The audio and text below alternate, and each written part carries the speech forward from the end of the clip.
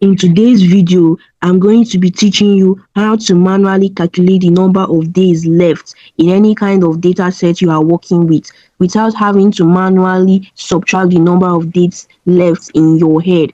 So we are going to be doing that using a set of steps I have highlighted to the right of my screen. The first thing we want to do is to create a column and name it days remaining. Once that is done, we want to impute our equals to sign and then subtract the due date from today by tapping on the due date, imputing our minus sign and calling up our today's function. Once that is done, we close it with a bracket and press our enter key. Once you see this, please do not panic. All you have to do is go to the edge of it and autofill. When you autofill, you press Ctrl 1. But before that, we want to highlight the code we are going to be using. So once I highlight it, we come here and we press Ctrl 1. Then we press Ctrl 1, we come to custom under category.